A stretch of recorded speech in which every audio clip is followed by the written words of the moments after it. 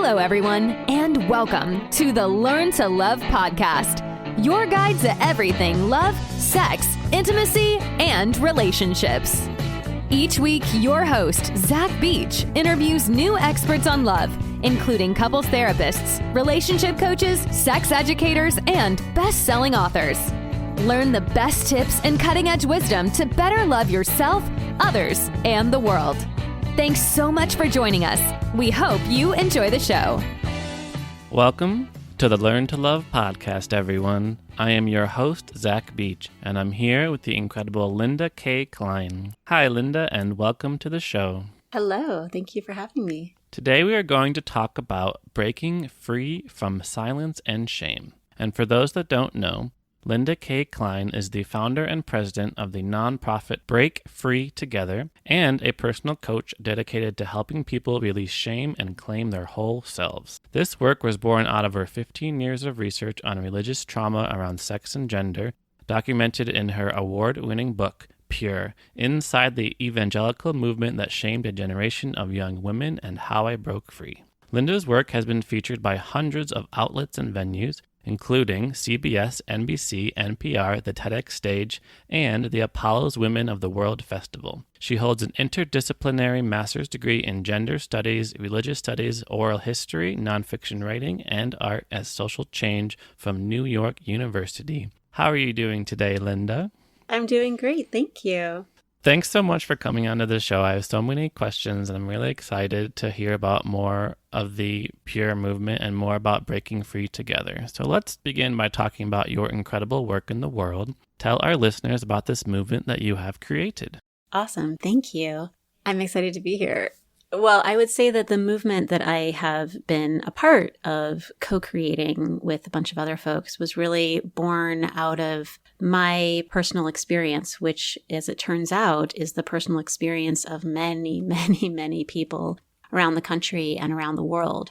I was raised in the Evangelical Christian Church in the Midwest. That is a community that represents about 25% of our country. And I actually joined evangelicalism at the very beginning of what I now know was the purity movement. So this was a movement that was designed by the white American Evangelical Christian Church, building upon a foundation that was already well established in our country and globally of gender and sexual control, to essentially shame young people about sexuality to such an extent that it would protect them.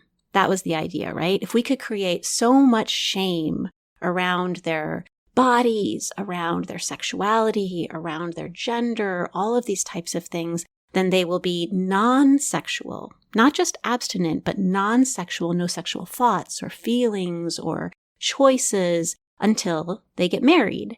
And then one day they'll get married and everything will be perfect and their sexuality will explode, like a bolt of lightning, and everything will be beautiful. And they won't, therefore, be dealing with STIs and the AIDS crisis that was, very much a topic of conversation at the moment, of course, in the early 1990s at the beginning of this movement. And teen pregnancy and all of these other things that there was a lot of fear around as a culture. So I was raised in this movement, unbeknownst to me, and grew up. For you, this was all just normal. It was just my understanding of how the world works, right? Like, we are supposed to be experiencing tremendous sexual shame and fear and anxiety.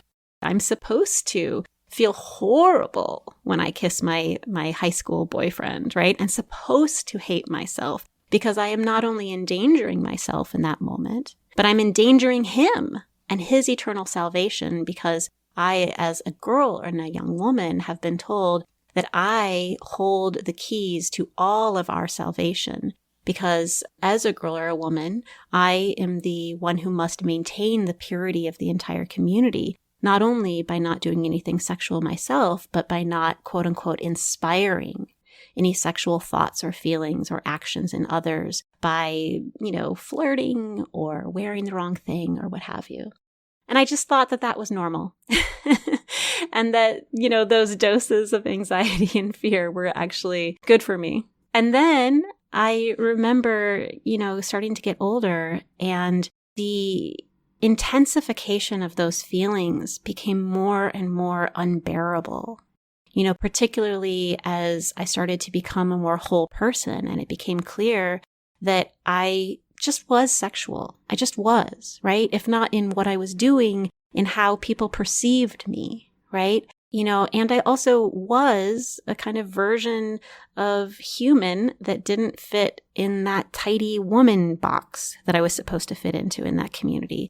And it became more and more uncomfortable and unbearable to hate myself, because the hate grew stronger as my selfhood grew stronger and in opposition to what I was supposed to be. And I ended up leaving evangelicalism in my early 20s. And when I did, I thought that now I wouldn't experience the sexual shame and fear and anxiety that I had always experienced.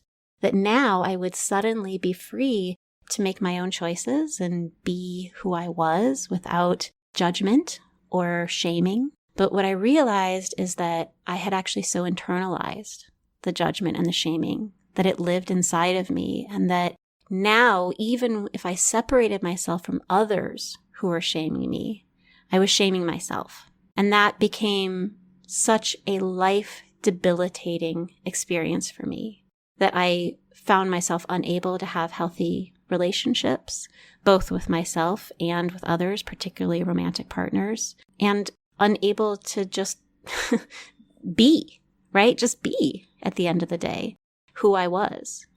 And it really wasn't until in my mid-20s I started to reach out to my girlfriends who had grown up with me in my church and tell them what I was experiencing, and then heard them tell me such similar stories from their own lives that I began to piece together that there might have been something bigger that happened to me, that happened to us. And that was the beginning of what became 15 years of interviews with people who were raised in evangelical churches around the country about the ways in which this purity movement that I began to discover had actually impacted us as we became adults and started to try to function in the world. And over time, that became the story of that 15 years of healing through the connection to other people who were also healing, became my book. And then my book became a nonprofit and became coaching, because I started to have more and more people come to me as increasingly we were all having this kind of wake up. Like, wait a minute. Not everyone hates themselves. Not everyone looks at themselves in the mirror and sees that they have a curvy body and goes, oh, you're a horrible person. Look at you with your curves, you terrible temptation, right? So there's been a lot of incredible energy as people have been realizing that we were part of something and becoming now part of something new, something that we're creating. A movement toward recovery, a movement toward healing, a movement toward trusting and loving ourselves. Wow. My heart is just like breaking hearing this story of yours and all this fear, anxiety, and inner hatred and judgment that was almost indoctrinated within you at a very early age. And it's really wonderful that you've managed to break out of it and have dedicated your life to helping others break out of it. It's been really powerful. And it's something that came up for me when I was reading your book. It was just how extreme some of the situations are. Like, there's one thing about sexual shame, but there's another about when that sexual shame overflows into all the relationships that you have in your life. And I remember one of the people you interviewed said they brushed their teeth for 10 minutes after a boy kissed them, because purity extends not only to sex, but basically any romantic interaction. So how do we break out of this? It seems so tightly part of a person's psyche who's been brought up in this way. What are the first steps around breaking out of such shame and stigma? Yeah. I love that you titled this episode Breaking the Shame and Breaking the Silence, right? Because, that is really a very similar conversation. What it is to break the shame is to break the silence oftentimes. So for a lot of us who grew up in these cultures and these communities where sexuality was so shamed that we couldn't talk about it, now when we start to experience something like debilitating shame, right, we definitely can't talk about that, right? We can't talk about sexuality, and we definitely can't talk about having issues with sexuality. So imagine that you just had a boy, and actually that story is not even that she kissed a boy, it's that a boy tried to kiss her and she didn't push him away fast enough. And it made her feel so dirty and so bad that she had to, brush her teeth for 15 minutes afterward just to feel like her mouth was clean, right? So imagine you have an experience like that and everything that's going through your mind is, you did that. You inspired him coming toward you for the kiss. You didn't stop it. You're responsible for the purity of all people. And therefore, if he came to you and he tried to kiss you, it's your fault. You did something bad. You didn't push him away fast enough. You did something to make him even think he could try in the first place. Now, who are you going to tell? Who are you going to tell I'm experiencing, this much shame when you think you should be experiencing that much shame? So I feel like the first step is often this terrifying step of opening your mouth and admitting the thing that you are sure is going to make the entire world reject you. Talking about what you're experiencing, talking about your shame, talking about the fear. But oftentimes people can't do that until they know that they're not alone. I think that's why the book has been so powerful, because the book not only tells my stories, but tells the stories of many, many, many other people. And for a lot of readers, who felt like they were alone and could never tell anyone about anything that they were experiencing, hearing the stories of other people and going, okay. If there are at least as many people as recorded in this book experiencing this, right, then maybe I can take the risk. Maybe I can tell my best friend, what I'm feeling. Maybe I can tell my sister what I'm feeling. And it really isn't until we start to have those conversations and start to see that we don't have to be in isolation, that we can begin to start to heal. Yeah, 15 years of interviews, so many voices beginning to break free from the silence. And in the publishing of the book, it encourages others who think that they're alone to realize that they're not. And I'm wondering, on this path that you've taken, what kind of resistance have you experienced from those in the evangelical community? I'm wondering what kind of an uphill battle it has been for you. I've had even just sex educators who aren't in the world of evangelical Christianity tell me about the hate mail that they receive, every day, just because they want women to buy vibrators, for example. So, I'm wondering, in this uphill battle, is what kind of experiences you have had pushing against you? Yeah. Can I ask you a quick question? Are they sex educators in general, or are they the people that you're thinking of specifically? Are they women or non-binary folks? Or Yeah, mostly women, yeah. Mm-hmm. So there's just, when it comes to sexuality, there's so much more shame among those who are women or who are not tidily kept in the man box, right? So if we're not a stereotypical, quote unquote, masculine person, then there's a much, much, much, much, much more shame for our sexuality. And it's interesting because, in terms of this question of resistance, it's a good question, because when I was processing these things in the first place, back when I was part of the community and dealing with my own journey long before I was doing the interviews, and certainly long before I was writing a book and talking about it publicly, my fear of the resistance from just doing my own healing was how my own evangelical church and community would shame and reject me, right? Via how they talked about me, via their judgment, via their cruelty. And that did happen. And I survived. And that is what allowed me to get to the next step of building community and finding that I wasn't alone. When the book was going to come out, I found that I was experiencing a fear of resistance that felt so familiar. So I had gotten over my fear of how my own personal community was going to shame and reject me because I had experienced it and because I'd survived.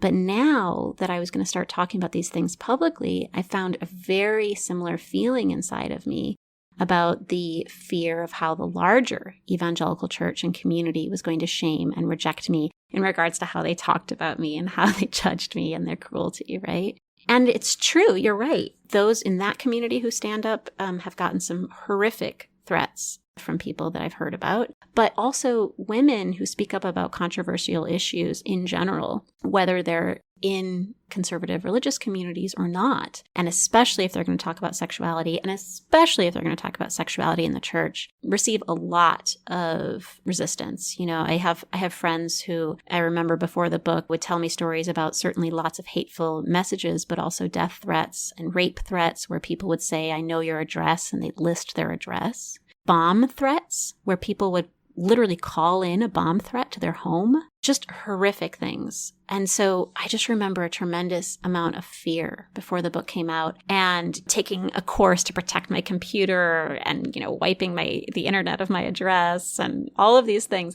And I remember feeling that I couldn't tell how much I was being reasonable in my fears and how much I was being almost paranoid because of what was still left of shame, It just reminded me so much of the previous iteration of breaking free, right? And I remember when it did come, much like it had come earlier. It was after I had a particular article in the New York Post and then Fox News. And I just got, an onslaught of hate for several days. And then it passed and I survived. And I remember when it passed and I survived feeling like, oh, I can do anything.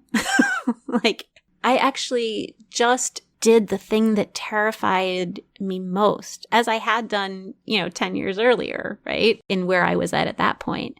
And if I can do that, and if it can actually happen, thank God I didn't get all of the horrific things that have happened to some of my friends, then what can stop me now? And it was very, very powerful. And these days, the truth is I get very little resistance. The truth is that a lot of for me, the resistance was tied to who was writing about me, where they were writing about me, because there isn't as much chatter in some of those places right now because the book has been out for a couple of years. Now, I still hear from people literally every single day, but it is the groundswell of people who have had the book passed to them by a friend, or who have had the book given to them by a therapist or what have you. And so now I get endless outreach from people who say, this is my story. I thought I was alone.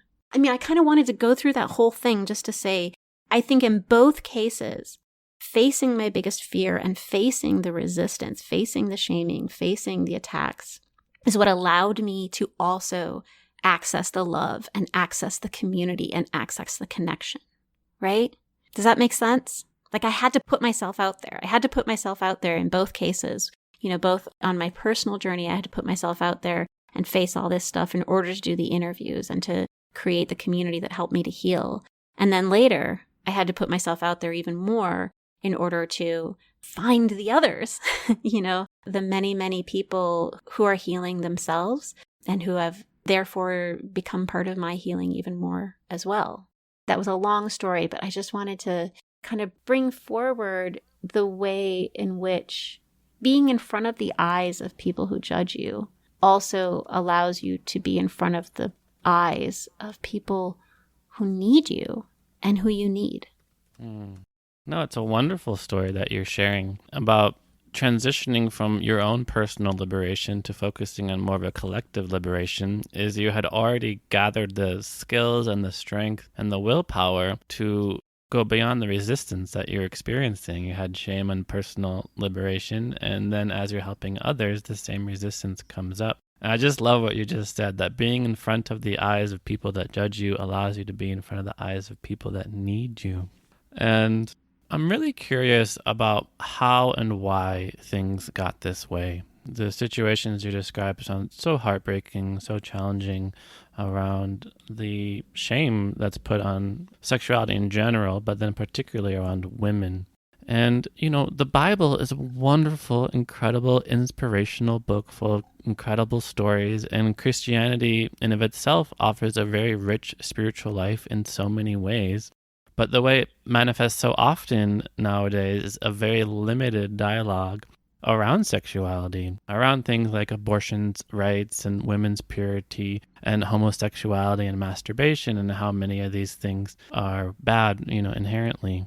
And I'm just curious, how did such a rich spiritual life devolve into a select few issues around sexuality, specifically issues with a total double standard around women, particularly designed to oppress half of the human race? I mean, it's such a big question because it has, I think that you could probably bring on 50 different experts who would give you 50 different answers.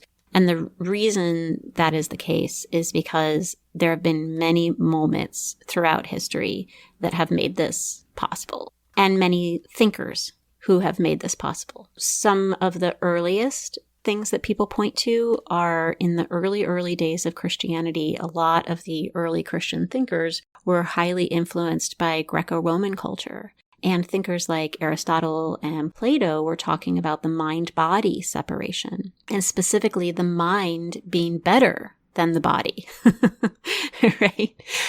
So that is really baked into Christianity in a way that it was less baked into Judaism, from which Christianity, emerged. So that's one point that people, often point to, really just at the very, very, very earliest days of Christianity. But there have been many, many other points over Christianity, each with their own story, that ultimately come down to the reality that we live in a broken world, a world of deep, deep injustice, and a world of power and control, and that religion oftentimes, I feel like, walks a very careful line, or more often doesn't walk that line, sort of errs on one side or the other of that line. And on one side is, I think, true spiritual revolution, or a revelation and revolution,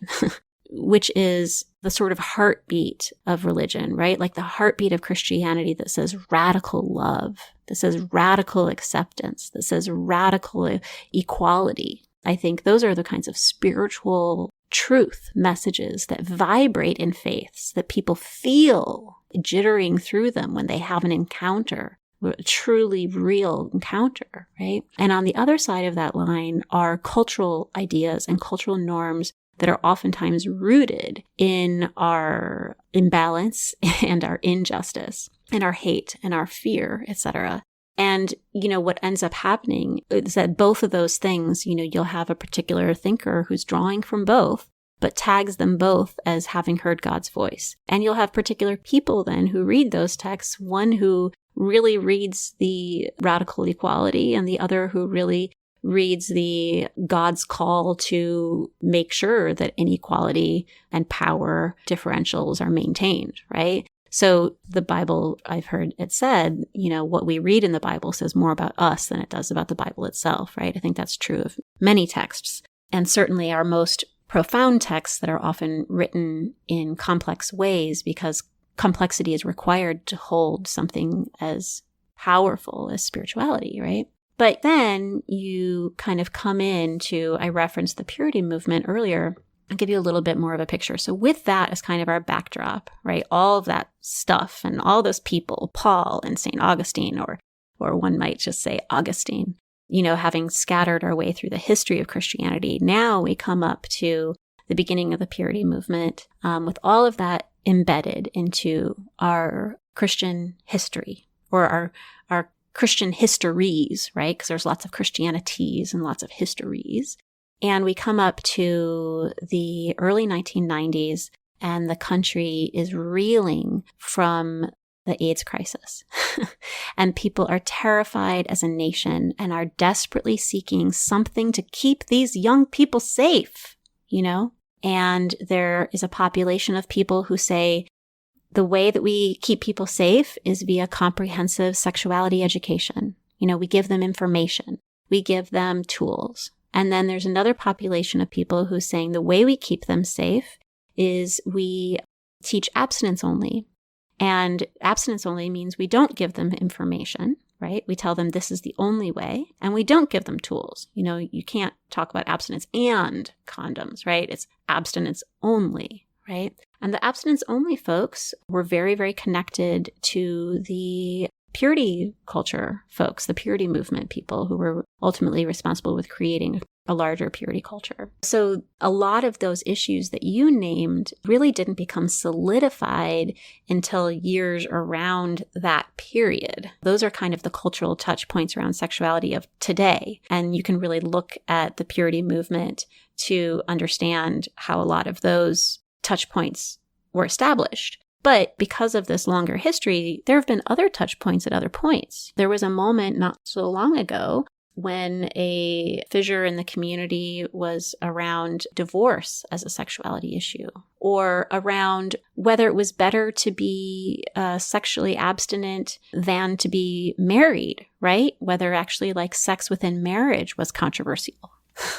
Because, true Christianity, a good Christian would be abstinent. So there have been other moments in history. So I'm sorry, it's such a long answer, but it is so very, very complex, that leads us to the moment of the establishment of the purity movement.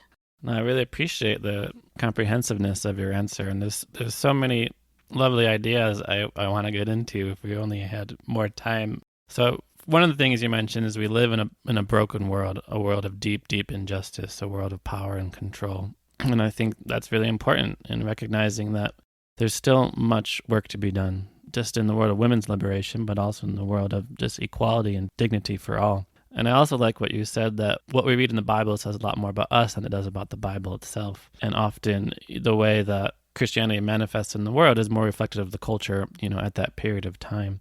But the one idea I really wanted to continue is what you said about the heartbeat of Christianity, which is radical love, radical acceptance, and radical equality. Because one of the main things we all know from the Bible is to love thy neighbor and to love others. And I'm thinking about all the quite opposite of love that you experienced when you were growing up, and also just a lot of the hate that we do see from people who do follow the Bible and who do call themselves Christians, and how we do bring more love, and how we do encourage people to see their faith as loving and accepting of all peoples, including immigrants, including gay and lesbian and LGBTQ plus community. How do we encourage more radical love, acceptance, and equality? Yeah. I mean, there are some people for whom theology is very important, who I think find it very, very meaningful to find theological thinkers who can point to other ways to read the Bible, or point to sections of the Bible that many of us who grew up in the types of community I did were guided not to see. So that's where I think some of the womanist theology and other sort of liberation theology and so on and so forth can be really, really helpful for people. But that having been said, I don't think that is everyone. I don't think that everyone needs just a better theological argument. In fact, I would think that most people, that's not going to be what's going to compel them. I really am a great believer in the power of story and the power of meeting people and just having nothing but their story and their humanity to contend with, right? When I talk about my work, one of the reasons that I try so hard to remain in the space of story is because I don't want listeners to all of a sudden get tense, right? As I start to say something that sounds a little like coded political something, because those are areas in which I think we shut down our ability to hear and our ability to speak. So that's one of the reasons why I think it is so powerful for us to come into this vulnerable act of sharing and to make space for other people to do the same. With Break Free Together, with my nonprofit, one of the things that I'm trying to do is create a curriculum where people can actually bring small purity culture story exchanges to their immediate community. So host 4 to 5 friends in your home, or if we're still in the midst of the pandemic, maybe over Zoom, but it's the people who are close to you, right? And teach people how to create a sacred, yet in many cases secular space where people can take the risk and demonstrate the bravery to hold space for other people and to bring themselves to that space. Because I think that's where change actually happens. I think it happens in kitchens. I think it happens in living rooms. I think it happens in phone calls. I think it happens with family. I think it happens when you sit at your hairdresser's station and they tell you their story and you go like, oh gosh, they seem so great. And yet they are part of this community that I was taught is horrible, right? Or wherever we are, right? It happens sort of in the space of human holding of one another. So that's where I really think if we want to encourage people to be loving, we need to be focused, is creating ways for people to be with one another on the ground, Mm-hmm. It is really important to have that conversation with others, and even people who have beliefs that we may or may not agree with. There's many quotes along the lines of be kind to everyone you meet because everyone is fighting a hard battle. Or if you knew my story, you would not see me as an enemy. And I did want to probe a little bit more into your story, and I wanted to ask you a little bit more about your faith, mainly because you didn't throw out the baby with the bathwater, so to speak. I'm almost thinking like the baby with the holy water, but but there are many people who were brought up in some level of Christianity, and they rejected the church altogether because they didn't see it in line with the social movement at the time. There are many gay and lesbians who had too much shame, and they just felt the thing that they needed to do was reject the church altogether. But you're still strong in your faith, and you still talk about loving God. And I'm wondering, how did you tease apart the ideas that you didn't agree with along purity movement, along sexual repression of women, to remain strong in your faith? It's interesting. I don't know that my faith in God or the great unknowable unknown, as I sometimes describe God, right, was ever shaken. I remember when my faith in the God that I was taught to see was shaken. I remember when I lost that. I once heard someone say, I didn't lose my faith, I lost your faith, and I found my own. I'm paraphrasing there, but that's really what it was. I realized that in the moment that I thought that I was losing my faith, and I shook off so much of what I had been taught and was sure that that meant I had lost my faith, and then still felt God, I remember realizing that there was a difference between what I had been taught and a deeper layer of faith that existed beneath that, right? I had been taught these are the things that you're allowed to have faith in. This is what it has to look like. And when that disappeared, I thought that was everything. And then there was another something else, something that was harder to name, something that was harder to explain, but something that was omnipresent. And that was, I think, when I realized that I still had faith, and I just had lost faith in the church, or in a whole lot of things, but not in God, right? I very much appreciate you bringing in the great mystery. Often spiritual teachings are described as like a finger pointing at the moon, and so many people get caught up on the finger, they forget about the underlying reality that, of course, goes beyond language. So you still had faith, maybe had lost some faith in a lot of the things the church was saying, but not in God.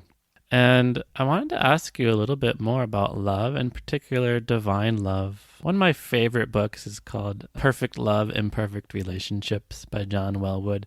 And I very much like this idea that, as human beings, we are imperfect, or sometimes I say perfectly imperfect. But then we have this idea of divine love, what some people call unconditional love. And often the word God, or the great unknowable unknown, is often used as an example of what unconditional love can be, and we can set an aspiration for ourselves to hold that. So I'm really just curious what the divine love of God looks like to you.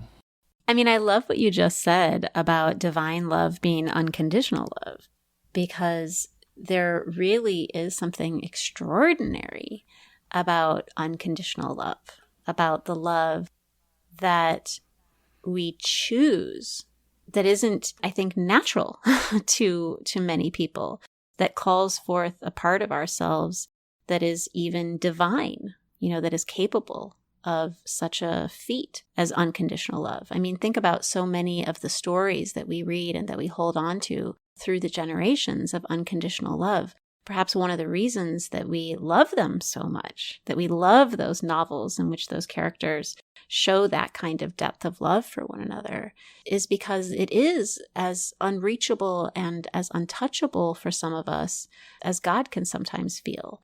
And when we find it in ourselves, it is like finding a divinity within. That's wonderful. I also really believe in the power of unconditional love. And it reminds me of when I was writing my own book, The 7 Lessons of Love. And one of the lessons was you can never open up your heart too much, because unconditional love is an aspiration. And by opening our heart more and more, we get more in touch with this unconditional love. And then I kind of emailed the manuscript to some different colleagues. And this one very strongly feminist author got back to me with a very strong response about this lesson that you can't open your heart too much. Because she said, for millennia, women have been sacrificing themselves and who they are in order to appease their man and the husband. And then oftentimes unconditional love can be very one-sided, where it's expected of the woman who bows down backwards and sacrifices her livelihood and is expected to quit her job in order to have babies in the marriage, and the man is expected to keep his job and be the breadwinner. And I really thought, man, how am I going to rephrase this so to be more inclusive? And I know you kind of see a lot of the same thing in the evangelical movement around a woman's role is to sacrifice herself. So how do you get past that? Yes. I was miming snapping my fingers because I didn't want to interrupt you, but you know what I'm saying? But to answer that question, I want to go back to something that you said previously. You were talking about the sort of core tenets of Christianity, and you said the kind of golden rule to love others as you love yourself. One of the things that I think we have lost in that is the way in which power and privilege impact how we need to hold that rule. For some of us, it is very easy for us to love others more than we love ourselves. And particularly for those of us who are taught that that is the only way that we have worth and that we will ever receive love. You'll never receive love, so many women are told, and certainly so many women in purity culture are told, unless you give every single ounce of yourself for your children, for your husband in particular, for everyone, So for people who were raised with this notion, with this broken message about their lack of self-worth, to love others as you love yourself, the message that I think needs to be held, for so many of us, is to love ourselves. I was working with a coaching client recently, and I remember we were talking about something that she wanted to do. And I said, what would it take from your husband and your children for you to be able to do that? Okay, so maybe a half an hour a day that you would need to do that, right? And she had such struggle. It was so hard for her. She said, well, maybe I can wake up super, super, super early in the morning before anyone's up, and I'll do it then. And I said, no, the question is, what would it take for them, right? What could they give up for you to have that? Oh gosh, it was so hard. And then I said, now, what have you given up for them to have those types of things? And she said, well, my whole life, everything is shaped around them having the time and the space and everything else that they need. And I was like,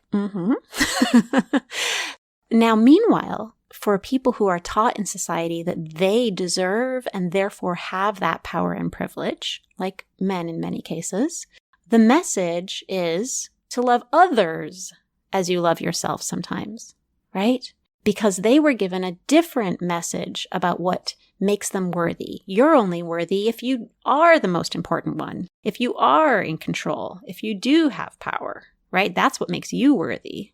That's what makes you worth respect, worth love. So all this to say, we need to first of all remember who wrote our religious texts and in which contexts they were written and in which broken worlds they were penned or chiseled or what have you. But also, we need to remember the context of our own lives and what we were raised with and our stuff. And again, that's why, spiritual texts are written in complex ways, in parables and in stories, because it isn't a one size fits all. That doesn't even work for t-shirts. Why would it work for religion? Yeah, you like that? I thought that was pretty good. I do like it. So I just want to repeat what you said, that so many women in purity culture are told that they have to give every single ounce of themselves to their husband and children. And this giving of all to other people that's put on women, also reminds me of this organization you write about in your book called True Love Waits, which implies that true love means waiting or saving sex for marriage. And continuing along with this idea of not throwing out the baby with the bathwater or holy water, how do we want to think about what true love is? How does our view of love and relationships change? Staying in almost like a Christian context, but recognizing that purity culture is not serving anyone. Well, so before I can talk about the reframe, I first just have to talk about how damaging that original frame is. Not only because you're told that if you didn't wait, you don't have true love. And not only that, but in fact can't have true love, because that's the message, right? If you don't wait, you will never find true love. You'll never be loved. You'll be lucky if anyone, decides to marry you anyway, though it is such a terrible thing to be married to you because you're impure, right? So that's not only that message, which is so damaging, but also the flip of that. If you did wait, it is true love, which actually keeps people in some very dangerous and damaging and toxic relationships, right? If you believe that you are only allowed to date one person and then you have to marry them, and then you have sex with them. And now that you've had sex with them, or maybe you had sex before you got married, but now you are bound to them and you'll never be loved or lovable by anyone else. You can't leave them, right? This is your only shot at true love. And if they start to hit you, you're going to have to find a way through it. And if they hurt you, well, this is your life. This is your reality. This is your true love. You waited. This is your only option now. So just the frame, it's just so painful. So I just had to take a moment on that before I think about, okay, so what could true love actually mean? I once heard many, many years ago, I don't even remember where I heard it, but I once heard love described as a choice. I'm very compelled by this idea, right? That love is a choice, and that true love is when we act in love, even when we are feeling anger or feeling a million other things, and maybe that is sort of what gets at that unconditional love, right? The love that is divine, the love that you say, oh my gosh, this child of mine just called me the most horrific name and everything in my heart is breaking, but I am going to hug them because I know that they are hurting. Like that's like true love, right? And I don't know if it waits or if it doesn't wait. That's so sort of superfluous. But I think true love is the love that acts in that unconditional divine way. True love is the love that acts in an unconditional divine way. And I feel like that basically answers my last question, but because I love to finish all of my interviews by asking the same question to all of my guests, which is quite simply, what do you wish everyone knew about love? So you feel free to add on to what you've already said. Yeah, I actually have a different message about love, I think. Awesome.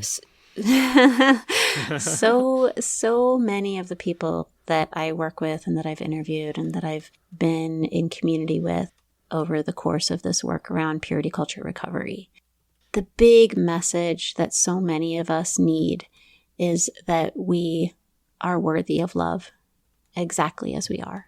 That we don't have to sacrifice every single ounce of ourselves for love. That we don't have to be pure, and never have a sexual thought, and never have a sexual feeling, and blah, blah, blah, blah, blah, to be loved. That we don't have to be perfect. We don't have to be a sexual superstar at every moment or be ultimately the great pleasurer, the great satisfier to be loved. that we are lovable in our most difficult moments and our most incredible moments, that we are worthy. I feel like when I heard your story and I heard other people's story, my heart was like breaking a little bit more and more. And I feel like you just mended it all together with such a beautiful message that we are worthy of love exactly as we are. We don't have to be perfect. We don't have to be pure. Thank you so much, Linda Kay Klein. For our listeners who want to learn more about you and join this wonderful movement you've co-created with some other amazing individuals, how can they find you and work with you? Yeah, I have a website, which is my full name, Linda Kay Klein, and my middle name is spelled out Kay. You can find all kinds of things there. You can find out more about the book. You can find out more about the coaching and all the kind of stuff. But there's also a section of the website that you can access there or go directly to, which is breakfreetogether.org. And Break Free Together is the nonprofit that I do the work of kind of organizing. And really what we're doing is creating spaces for story exchange, for people to come together and to release shame, as I think you said at the beginning of this interview, and claim our whole selves. Wonderful. Thank you so much for coming on to the show. Thank you so much for sharing your story. Thank you so much for listening to other people's stories and sharing their stories. And thank you for encouraging everyone to share their stories. And thank you for believing in the power of stories. And thank you, listeners, for listening to the show. We hope you know that you are worthy of love exactly as you are. And if you did grow up in a community that had a lot of shame and self-hatred and blame and judgment around your sexual being, know that there's hope and know that you can break free of such a culture and be fully in your lovable divine self. And thanks again for listening. If you want to learn more about me, you can head to zachbeach.com and learn more about the show at theheartcenter.com. Thanks again, Linda. Thank you. Thanks again for listening to the Learn to Love podcast. To learn more about the show and your host, head over to zachbeach.com or theheartcenter.com. You can also follow Zach on Facebook, Twitter, and Instagram.